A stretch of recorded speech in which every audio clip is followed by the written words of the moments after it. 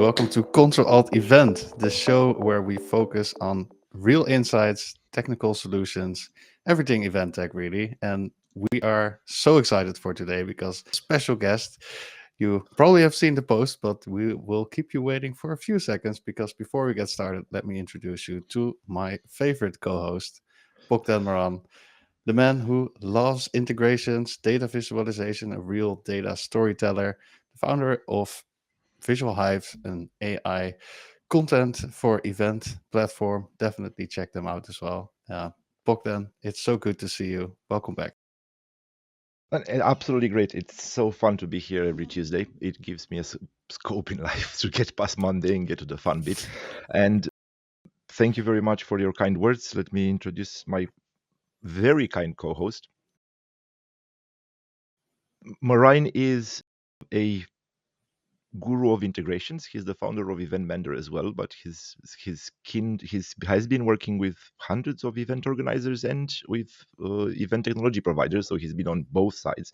And when it comes to integrations and using anything from Zapier to multiple other code-based functions, he's the guy to go to. But I would go to him when it comes to strategy because I really like how he's thinking about everything. And I think without further ado, today is very special because we are going to have with us a very good friend of mine and a man I really, really, really like and adore, which we have here now on the screen. So welcome, Ade. Welcome to Ctrl Alt Event. Hello. Thank you very much for joining us. And for those who don't know Ade, Ade helps event organizers assess, deploy, and maximize the benefits of event technology to increase revenue and NPS. I think his background is in digital product management, having worked for 10 years in telecoms industry, although he's only 25 now. And he's managing to deliver transformation in sales, marketing, and service functions. Ade joined the event industry in 2015, so about just a bit after I came to London, working specifically for Reed Exhibitions, now RX Global, as global head of digital innovation. That's how I've met Ade, somewhere at Fox after an ETL or a conference. No, it was actually in Shoreditch at ETL, I think, that we first met. That's and right. I've been keen Destined to me. Yes, definitely. I've been very keen to work with him and to work with him because he helped dozens of products through testing and implementation with the best scaling globally. He now works as a freelance for organizers and vendors under the hat of Allenby Advisory, where I'm very fortunate to join him for some of the projects and annoy him from time to time.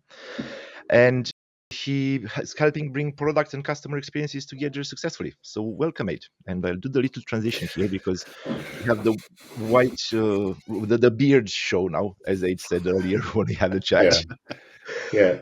Thank you, Maran. Thank you, Bogdan. It's brilliant to be here with two legends of event tech. Thank you for having me. Oh, I've missed the names. Absolute pleasure.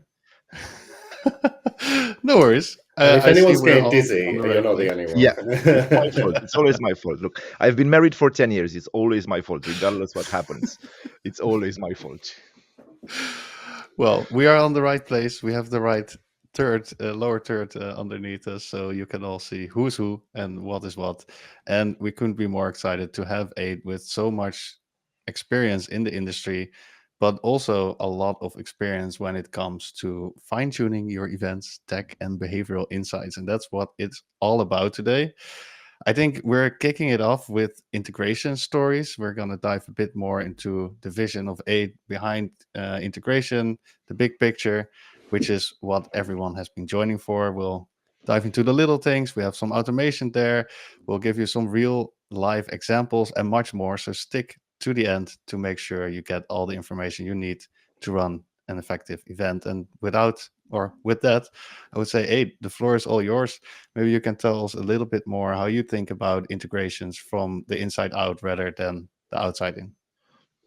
Yeah, I thought it'd be useful to kind of start off. Really, first of all, understanding why integrations are so important. When I started at Reed Exhibitions, trying to bring new new event tech in, new tools in. It was kind of a means to an end. But I think as my career has progressed in event technology, it's just become so important to get integrations right. And I think people should remember that, you know, integration doesn't always mean automation. It's a planning to have data move from one place to another, which can be a spreadsheet, which can be an export and an import, as long as you planned that process. Because what you don't want is to have to do that, you know, on the fly. But obviously, what we are really recommending and what we're trying to champion is automated integrations, and to plan those integrations in terms of your customer journey, and what, you know, the projects I've done with Bogdan, you know, we've really try to provide value for organizers by saying, look, let's take a step back and walk through what you're actually trying to do. And people, you know, when you take a step back, teams realize that actually all these bits should fit together, and, you know, and sometimes data's in different places. But you need to ask yourself, where's the data coming from? Where do you want it to get to? And what new event features would you like to add that are going to, you know, then need that data in order to work properly? So now I'm thinking the main needs, you know, those from large organizers, you're usually talking about bigger integrations between, you know, the reg platforms, CRMs, and then kind of the event platforms like the meetings platforms, the event success platform. And what those teams really need to focus on is, you know, a lot of platforms these days already have integrations. You know, they have existing integrations, and then you don't have to do that work bespoke, because you're using, you know, you're an advanced user as an organization in CRM, then you're going to have lots of custom objects and you know, specific ways of doing things that are typical to events, that, you know, you want to be able to integrate those quickly. The more challenging situation, I think, is, you know, from our that Bogdan and I worked with a few, you know, organizers, small to mid-size organizers, where they don't, you know, their tech stack is really just kind of what they've inherited as they've gone along. You know, which platforms have they adopted, which, you know, what was the most cost effective at a certain time, which would hold a specific type of data. So, you know, data can be held in different places, and be laborious to get data from one place to another. And therefore, it's really important to kind of walk through that process and try and map out how you can automate that as much as possible. And of course, you know, these days there are a lot of tools. Not only are event tech vendors really savvy, you know, there's some really savvy vendors out there about integrations, but there's other tools to help with that, like Zapier, etc. And I did want to call out that if you haven't seen the great article on the ultimate event tech stack, it's well worth a read. If you want to just Google that ultimate event tech stack, really nice article, helping, you know, event professionals just understand what that tech stack could look like, should look like, and the different way that the data could be integrated. I think, just following up on what you said, it's been very interesting to dive into these small and mid level organizers, because you have that experience from RX, which is huge. It's they're in the top 5, if not second. I don't think they have beaten Forma yet, but when we went in to find out their challenges, and after we did some of the initial research, one of the things that always bumped up or always popped up was the point of truth. Where does that data lie? Can you tell us more about it, a little bit more about that? Yes, I think, you know, we can, you know, think of multiple examples where there's not one place where all the data is being held, and, you know, that may not seem important, as well as everybody's getting their ticket, or everybody's getting registered, or from an, you know, exhibitor sponsor perspective. But actually, when you start to then try and add things to that, it becomes very difficult. And so the first port of call is to have your CRM as your point of truth, because that's where your sales and marketing data has to be the best data you've got, because you want to retain existing customers and you want people to come year on year. But it's surprising how with some events it's basically starting from zero every year. You're not actually building on saying, well, I already know that about this group of people, so I know that if I market to them in a certain way, that there's a good chance that they'll attend. And I think we'll talk about it later on, but how do you gather that data, how do you gather that intelligence is really important. And it's for one of the lessons that we've learned, and it was fascinating for me, was the fact that it's not just about the technology integration and having the point of truth, which is vital because it helps you answer questions down the line when you really want questions, you really want to ask questions and you really want to have a deep dive into what you're doing, was the integrations between teams, because every team would have a certain goal, a KPI or a priority from that perspective. And we found that if they are not aligned and if they don't move that data correctly or they communicate about that data correctly, then at the end you don't have that integrations. And where I think it's becoming interesting, especially with tools like, for example, Event Manager, when you have that point of truth, you can go then and switch platforms depending on what you need at that point, or either for that specific event, or because you might run multiple events, and some events might be more focused on content, some events might be more focused on networking. Although you might have your core, you can discover that change can be good because it fits cultural differences, social differences, depending on where and how you run that. And I think something we come up against again and again is that the platform or the tech stack that you choose, it has to work for the team almost before it can work for the customer, and so teams running off using different parts of a stack but not actually using it as a joined up process is not going to scale, and it's not going to it's going to drive inefficiency. Absolutely. I think I don't know if you or Merijn came up with the moment of truth in terms of receiving something at the point of the journey you're most likely to act on it, regardless if it's pre-event or post-event. But I really liked it, and that's one of Merijn went on and on about this. I think 2 episodes ago, which was very fun to listen to because the behavior triggers are quite important there. Yeah, absolutely. That's if you even if you just think about when are you most likely to favorite something in a schedule or download the app? It's at the moment when you're researching and you're figuring, how do I get the most value out of this, and how can I then I've already seen these things that I really like about the event. How do I make sure that I get the value out of it, that I've got the floor plan ready to go, that that I've got something, I've started off looking at a few things that I've favorited. People, if it's an easy step into that process, people will do it. I remember a few years ago, RX was experimenting with a floor plan where it would lead you from the reg process into a floor plan, which you could actually then favorite things without having to log in. It would use cookies to do that in a browser. I thought that was a really elegant solution because it was then giving you a reason to go back and create a login. And you mentioned, I think, going back to what we try to do every Tuesday, to give some practical examples from that. You're looking, especially with Allenby Advisory, you're looking across everything. So from actual point of sale to end event and the whole feedback loop afterwards.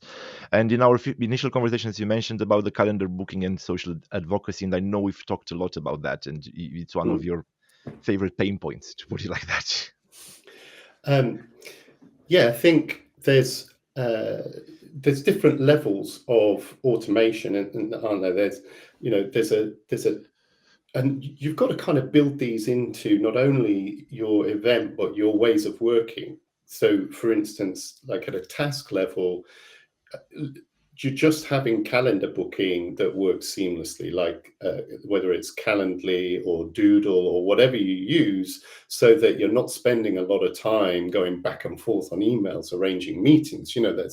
Everybody should be doing that, but everybody isn't. And hopefully some of the more of the native tools are getting better at that. These days, using social media to then allow your audience to promote your event is just a no-brainer. So it's putting the work into making sure that that's a properly segmented campaign, between speakers, exhibitors, influencers, etc. Then there's tools that automate processes within the event. Now, there's lots of tools which make things simpler, like meetings platforms are designed to make it easier to plan meetings, to schedule meetings for your participants. But an example of an automated process is where the platforms use the preferences from the different attendees to then automate the matching process, and then come up with a schedule for all of the attendees. And that really, does a heck of a lot of heavy lifting for an event team. And then I think the overarching layer is this automating between processes. So that because you've registered, you want then somebody to update their CRM record. You want to make sure that they're in the event platform, the meetings schedule, so the meeting platform, so that you're not then having to do that. Depending on the route they've come in, they'll have a route through your process, and that'll be automated. And I think there it's also very important to have that one point of truth where you want to store that data, especially if you're talking about gathering information about attendees, and you mentioned the networking. If you want to switch tools, that you're not going to lose all that data when you get switching the tools, but you actually have that in store. As you mentioned, CRM is the perfect place to have that one source of truth. And another thing that also plays a big role is those small details along the way, and having that overview. I would like to go back to the point that we had on the agenda a little bit earlier, but I think now is a good segue. In terms of the small details that matters, you had some very good examples in terms of not naming names, not blaming anyone, but just to give people an idea in terms of what a complete overview can do compared to going blindly into something. And often you have to just experience that to realize the points you missed.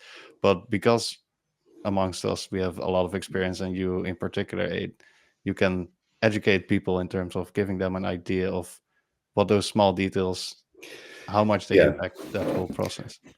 And a lot of these small details only come through making mistakes, only come through realizing something in the moment when things, in one respect, things are doing quite well.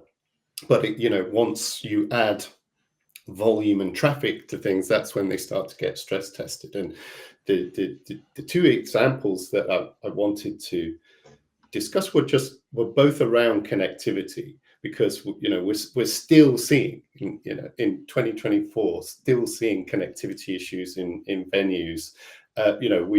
We've got rid of the challenges with, will you download an app? Well, it takes 10 seconds on the train on the way in. Like, why, you've got an unlimited gigabyte allowance. Why wouldn't you do it? Those barriers have gone, and now it's the barrier of actually being able to use the tools in venue space. And the advantage, there's a kind of pro and con app, cases out there, web apps, progressive web apps, or native apps. Well, obviously one of the key advantages of native apps is you can download everything before the event. Obviously, there's progressive web apps can do that to some extent, but the idea is that you've got native features of the app as well as the ability to download. And the example that I wanted to give was when having a floor plan integrated with a native app, but actually integrating a web view rather than an embedded view of the app. So there was the opportunity to have the app so that everybody that had downloaded it before they entered the venue could open it up and open the floor plan. And the situation we found ourselves in was that because it was a web view, it had to reload every time that the user wanted to view the map, which is, once in venues with poor connectivity, you start looking at the spinning wheel, and there's only so much time you're going to give it. And that kind of, brings me on to the second point, which is I've done a lot of work over the years in lead capture. And, one of the surefire way to capture a lead with sort of no barriers is that it's a little handheld device with the barcode scanner on it. But that's a handheld device. It could get lost, but it fulfills a good value proposition for most exhibitors, because they can pass it around. They know that the leads are on there. They don't need connectivity. Whereas event platforms and specific vendors are providing apps for lead scanning. But obviously, when that connectivity is poor, you start to see the spinning wheel as you scan a lead, and the wheel spins, and it's not pulling the data in from the lead. Now, you can have an offline capability for an app, but the question is, and the detail part is, when does the app know that it's not connected? Because as long as it's spinning the wheel, it thinks that there is a bit of connectivity there. So you have to make sure that your user experience is such that if there's some, a timeout or a recognition that it's in a kind of low connectivity state rather than a no connectivity state. Because as soon as you start to get that spinning wheel and there's some high some high volume users of scanning apps, they are making their way to the organizer's office to complain very, very quickly. Very quickly. And I love those examples of small details that matter. Bogdan, you wanted to jump in? No. I probably go back to something and I look at the time, and we should move forward rather than going back to points. Absolutely. And one of the next points is actually real solutions, which is in line of what we just spoke about. So I think we can take it on there.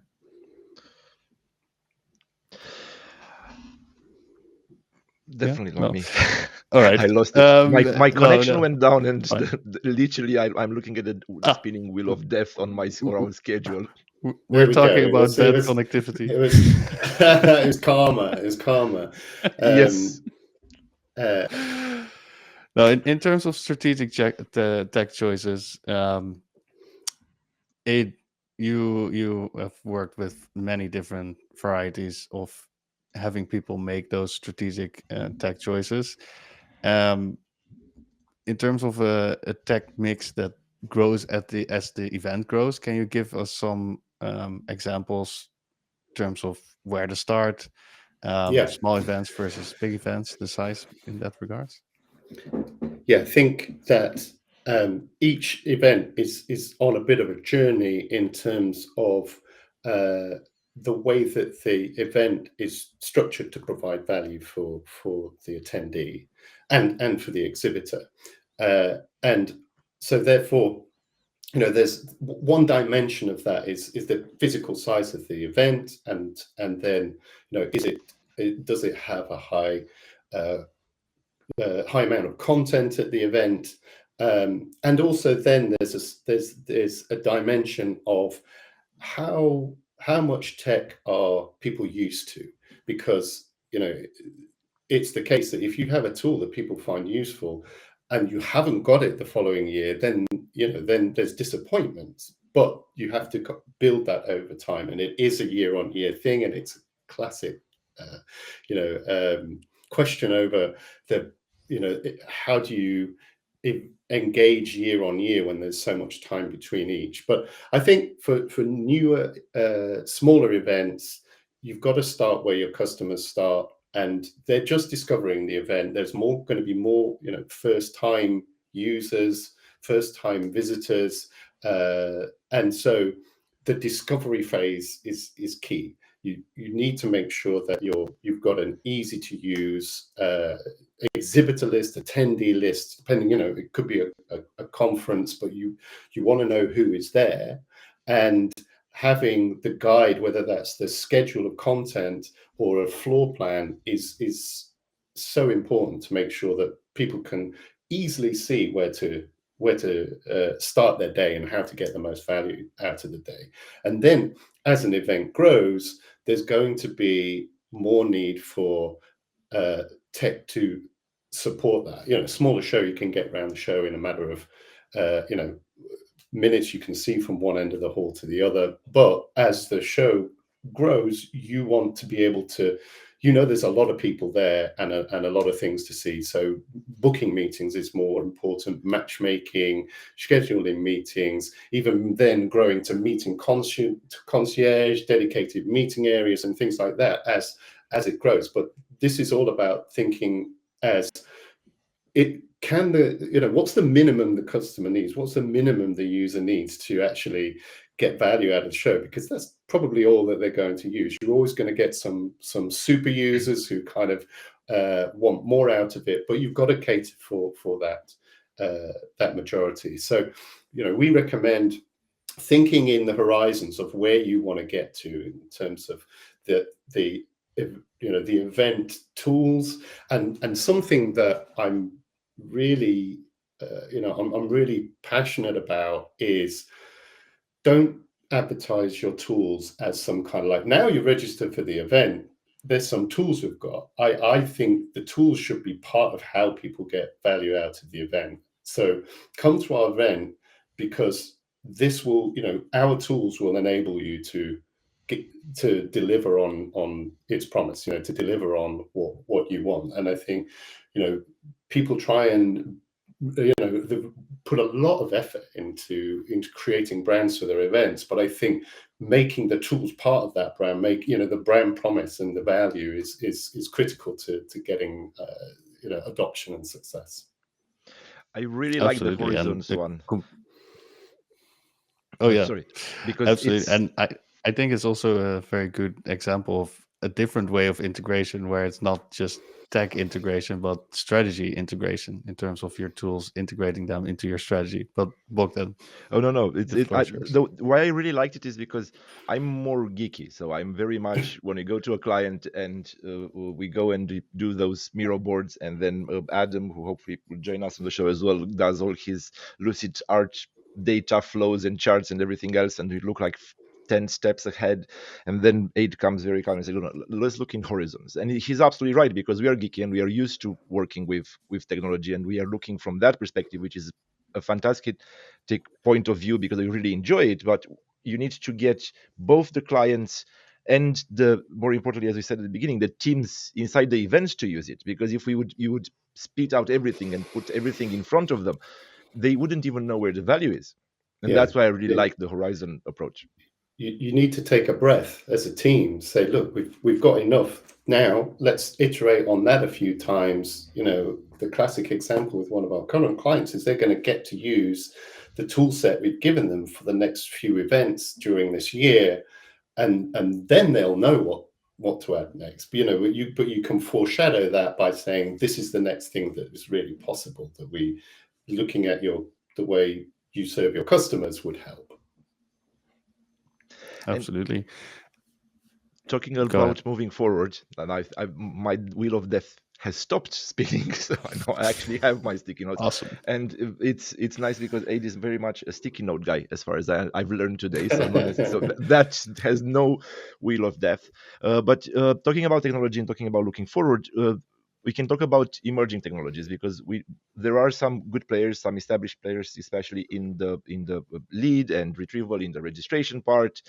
But where do you get excited about technology looking forward, right? Well, for a number of years now, I've been interested in those technologies which, kind of ignite the insights and data that we've got from the show floor. I remember a model from years ago about, a B2B model. You're trying to get, in a B2B marketing sense, you're trying to get people interested in big pieces of content so you can imply what their needs are. But really, like, you imagine how many times you read an article in a normal, in a normal walk of life, maybe once every week if you're lucky, but maybe less than every few weeks. So how often do these signals really come up? Whereas once you get in an event environment, you're going to see, 3 seminars in a row, and then you visit another one because you've seen something and it's inspired you, and you've gone to the next one. So you're generating all this data, and then you visit the products and get the demos associated with those ideas. So there's a rich source of data about what people are interested in, where the journey is going to go next. So engagement tech, the tech to enable visitors to capture information easily, and the various formats out there, be it NFC, be it QR code, be it app driven, that then the exhibitor can showcase what they've got on offer, and the visitor can take that, rather than it being, a lead which may or may not get followed up by the exhibitor. I think, all those technologies, there's some great camera technologies, some great, visual AI technologies out there, as well as, then the matching technologies, which are only going to get better when you think about what the likes of ChatGPT can do with content to feed into it. So, that's been the core of my interest. But I also, I've seen some other nice pieces of tech coming about which provide some new opportunities. Like just last week saw Expo 360 is a great way, visualize your event and then use it as a way to market and sell your event afterwards, and provide more lead opportunity by showing what goes on your show floor. I think Shout Out Social is a really good tool to help curate video. Everybody's got too much video. This helps, clip and push those videos out super quickly. And also Get Pika. I had the pleasure of hosting a talk with Claudia from Get Pika the other week, where you've got lots of photographs from your event, but this allows people to take a selfie and then see all of the photos that they featured on. Obviously, really great with influencers and speakers to help them push out your content. So, some nice little tools out there that are really adding value. It's very nice, because I like that you went to the video, which is kind of my favorite subject, and video and photos, because of my previous experience. And it's and I'm going to go more towards floor planning rather than that, because yes, it's nice that we have the technology now to get more of the content and curate the content better. I think I liked there were 2 more companies like CapCut, Pictory, and they do very good jobs from that perspective. But I was fascinated last week about our conversation of how we talking about integrations, about the floor planning, especially around Fair and Iventis and Crowd Connected, about how those 3 can work together. And that's, from a data visualization point of view, it's absolutely fantastic. Yeah, I think Fair has really, I think, filled a space and added value where in this exhibitor, the exhibitor onboarding space.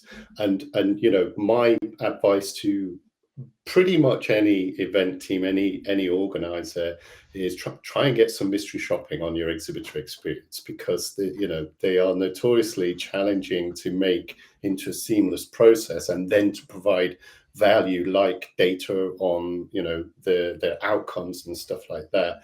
So if you can start to understand where some of the gaps are in your process, then you're going to be able to retain exhibitors a lot better. And I think FAIR is, with two Fs, is fair playing with really 2 Fs, nicely in yes. that space. Which means I found out last week that it means expo in Welsh, which I really liked because I didn't know how to pronounce it, and James was kind enough to help me.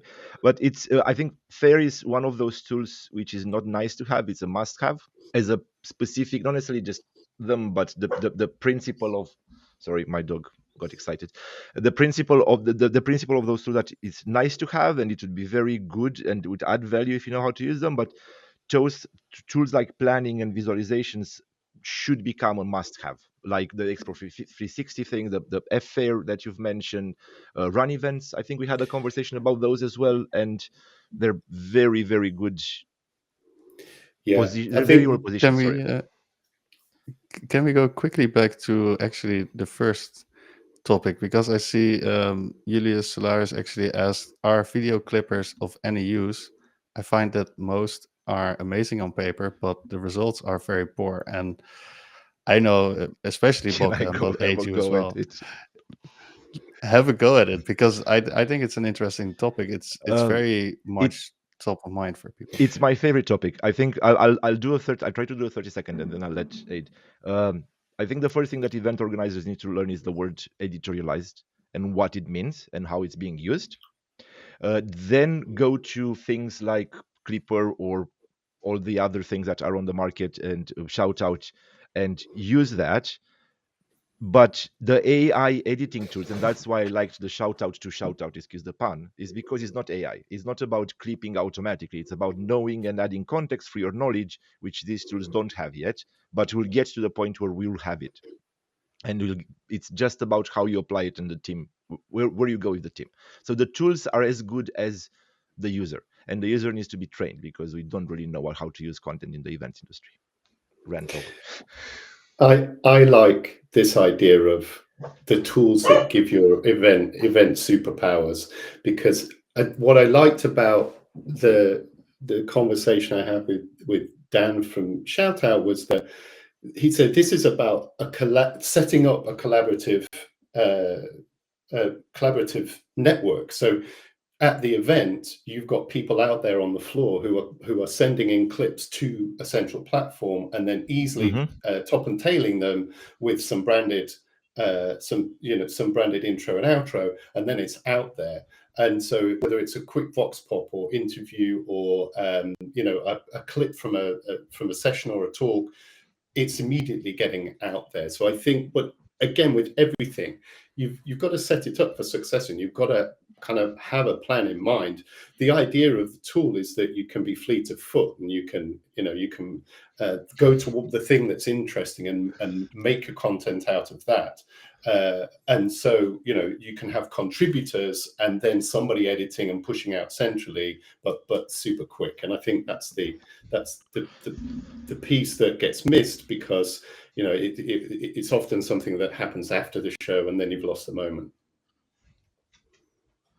Can I just add just a quick thought on that question? It's I think for me, and I know I've ranted to at least to the two of you over and over about the difference between user generated content, which is fantastic, and the user curated content. And the tools that the events organizers need are the tools that allow them to interact with the nice produced content that you get from GetPika or from any AV company or from Shoutout. So give them the tools to interact with that. Don't give them the tools just to do something automatic, because they have their own knowledge. Love it. And to add my 2 cents on it, I think they're very useful in general, the tools, as in on paper mainly, because I agree that the quality is often not there yet. It cuts videos halfway, and then you still have to go back into editing. But in terms of quickly getting some clips that highlight show you some highlights, which you can then mainly just do a quick edit on it yourself to get the actual highlight how it should be, it does save some time in terms of skipping. Like when I used to go through the content that I created and I had to go through a whole video and really listen to every second and be like, oh, second one to second is where it's a highlight one, and then minute 1 to 1:10 is a highlight 2. It's going to take you a long time, and AI can speed up that process, so it makes you more efficient. It kind of picks out the highlights for you. It's relatively good at that, but then the details, the editing, you still need some hands-on approach, but they will get better in the future. So Oh, the and premise is definitely. there. Yeah. Yeah, mainly because I'm working on one, so it's no selling point. But yeah, no, we launched the alpha. Not But biased no, at all. you're right. It is the attention to details, because that's the episode, right? It's attention to details, and it's as we said, it's as much as about training the attendee and being right there for the entity, as much as training the teams for the events to actually use those tools and not push everything. When you can't push a content tool and you don't have a content team. And by content team, I don't mean the guys who work very hard to actually put the content on the stage, but the guys who use that content and transform your event company into a media company. Amen. I see we have flown through time. It's already actually outside of our time zone, time frame. But I know that there is a last piece of advice that Ade wanted to share with us, and it comes down to matching your technology to your event and not the other way around. Ade, maybe you can close off with that one. Yeah, I think you know when something's going to work for you when you're listening to a demo and you're going, "Yep, I've got that problem," or "Yep, I wanted to be able to do that." What I witnessed, many times was that obviously, event teams are hard at it. They've got so many problems to solve, but the temptation is to say, yes, but can it do this thing that I really want it to do? And then, of course, the vendor's going to go, yeah, it could do that. And so I think there can be a challenge around trying to make a platform sort of bend into the what your event wants, and vice versa. And I suppose this is where people like us can help, because we've seen what actually what are the pros and cons of different platforms, and there isn't a one size fits all, but I think it's just a good rule of thumb to say, is it the platform matching your needs, or you get your needs to match hitherto unspecified functionality.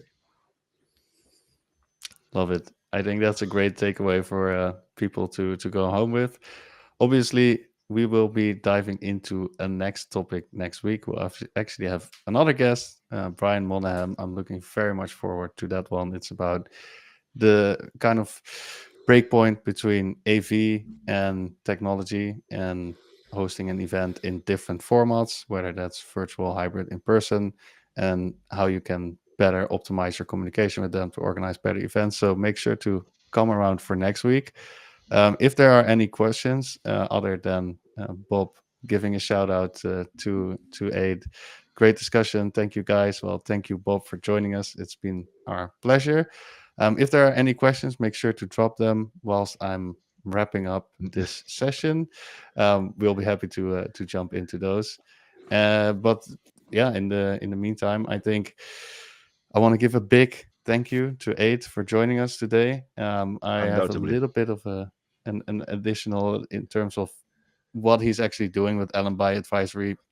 I think you get an idea in terms of what his experience is, but it's good for you to know what he actually is doing and how he can help you target or tackle these small details and make sure you have that full overview, that bird's eye view of your event, so you can better optimize and create better event experiences.